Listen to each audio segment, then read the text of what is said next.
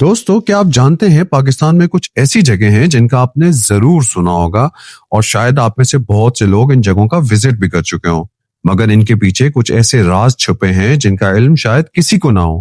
آج ZMA research کی اس video میں ہم انہی رازوں سے پردہ اٹھائیں گے۔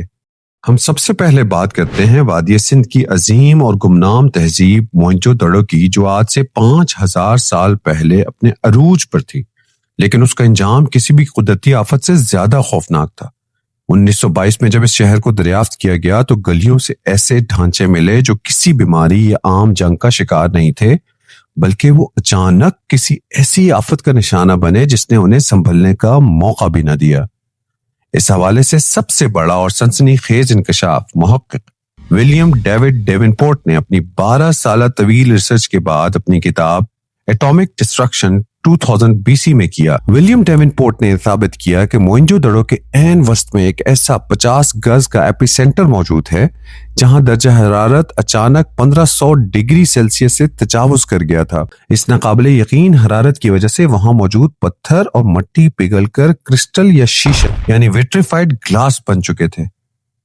حیرت انگیز طور پر ان ڈھانچوں میں ریڈیشن کی وہی سطح پائی گئی جو 1945 میں ہیروشیما اور ناگاساکی کے ایٹمی دھماکوں کے متاثرین میں دیکھی گئی۔ یہاں سوال یہ پیدا ہوتا ہے کہ جب انسانی تاریخ کے مطابق ایٹم بم 20ویں صدی کی ایجاد ہے تو 5000 سال پہلے سندھ کے اس صحرا میں ایسی کون سی ٹیکنالوجی استعمال ہوئی جس نے پلک جھپکتے ہی ایک پوری تہذیب کو راکھ کے ڈھیر میں بدل دیا۔ اب آتے ہیں پنجاب کے ضلع چکوال میں واقع کٹاس راج مندروں کے سلسلے پر، جو مذہبی اور تاریخی اہمیت رکھتے ہیں۔ وہیں یہاں موجود مقدس جھیل ایک حل طلب معاملہ ہے۔ ہندو روایات کے مطابق یہ جھیل بھگوان شیو کے آنسوؤں سے بنی، لیکن اس کا سائنسی رخ انتہائی پر اسرار ہے۔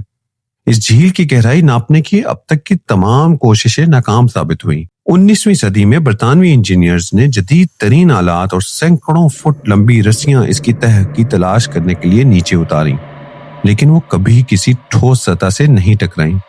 ریسرچ سے یہ بات سامنے آئی ہے کہ اس جھیل کے نیچے زیر زمین سرنگوں اور غاروں کا ایک ایسا پیچیدہ اور طویل جال بچھا ہوا ہے جو میلوں دور تک پھیلا ہوا ہے۔ 2017 میں جب علاقائی صنعتوں کی وجہ سے جھیل کا پانی کم ہوا تو زیر زمین ایسی غاریں نمودار ہوئیں جن کا سرا آج تک کوئی دریافت نہیں کر سکا۔ ان اندھیری راہداریوں میں جانے والے کئی مہم جو کبھی واپس نہیں لوٹے۔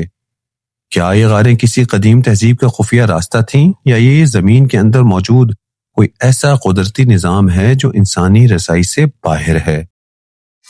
بلوچستان کے مکران کوسٹل ہائی وے پر واقع چندرگپت نامی مٹی کے آتش فشاں دنیا کے ان چند نایاب ترین مقامات میں سے ہیں جو ماہرین ارضیات کے لیے ایک بڑی پہیلی بنے ہوئے ہیں۔ جہاں دنیا کے عام آتش فشاں دہکتا ہوا لاوا اگلتے ہیں، یہ پراسرار پہاڑ ٹھنڈی مٹی اگلتے ہیں۔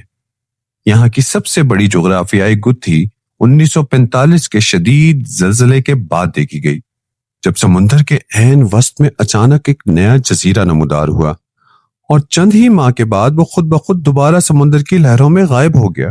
سائنسدان اسے زیر زمین مڈ میتھین گیس کا دباؤ قرار دیتے ہیں، لیکن وہ اس بات کی وضاحت کرنے میں ناکام ہیں کہ ان آتش فشانوں کے گرد ایک مخصوص مقناطیسی قوت یا میگنیٹک فورس کیوں پائی جاتی ہے جو الیکٹرانک آلات، ڈرونز اور کمپس کو مفلوج کر دیتی ہے۔ کیا اس بنجر زمین کے نیچے کوئی ایسی بڑی جغرافیائی تبدیلی عمل میں آ رہی ہے جس کا تعلق براہ راست سمندر کی ان گہرائیوں سے ہے جن تک انسان ابھی تک نہیں پہنچ سکا؟ کیا یہ پاکستان کا برمودا ٹرائینگل ہے؟